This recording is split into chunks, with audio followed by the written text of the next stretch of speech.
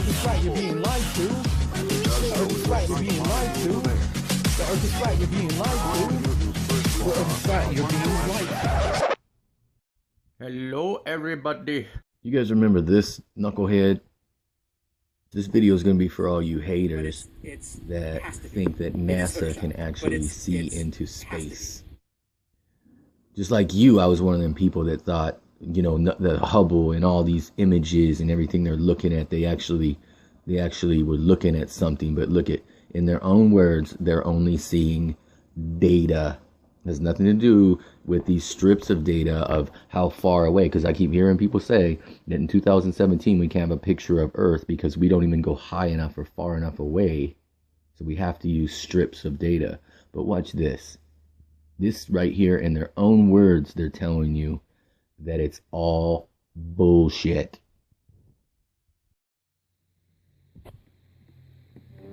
You've probably seen images like these from NASA. Grand and beautiful scenes of the cosmos and worlds beyond our own. I've always wondered who makes these and how do they do it? This is Robert Hurt and Tim Pyle, two multimedia artists at IPAC Caltech. Yes, the planets and superstars. They take scientific discoveries that look something like this and turn them into something like this. Scientists recently discovered the TRAPPIST-1 system, a dwarf star with 7 exhilarating exoplanets, some of which could even harbor life.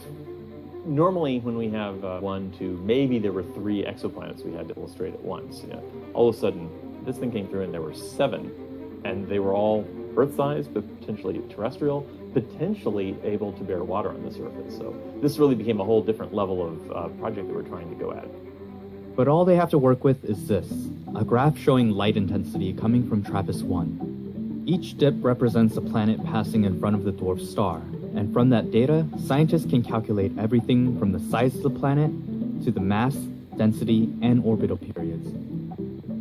We still have only relatively little data about these, but what we try to do always is create one plausible model that at least does not go against what we know to be true about the system at any given stage.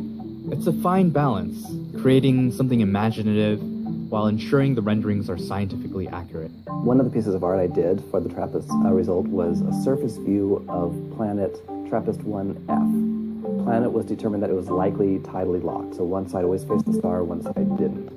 So it was also determined that it was fairly low density, which meant a greater probability that there could be water on the surface as opposed to just dry rock. We determined that the best plausible look we should illustrate was that the side facing the star would be liquid water and the side facing away would be ice. And then at the terminator line, it would transition from ice into water, which is pretty cool. So we thought it would be great to do a surface view of that planet and put our camera perspective right there on that terminator. And then beyond that, we can see this persistent twilight.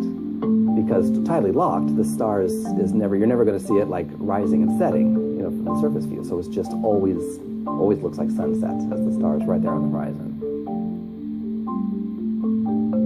There's a lot of sort of technical iteration of trying to get the structures and features we want to exist on the surface, you know. But then there's this whole extra layer of just, you know, tweaking and tweaking and tweaking until it perceptually feels right. And that's where we go, I think, way past the science inputs, and that's just, you know, instinct. That's one of the debates that we've had, right? Which is how much should we push our artwork toward photoreal versus diagrammatic art?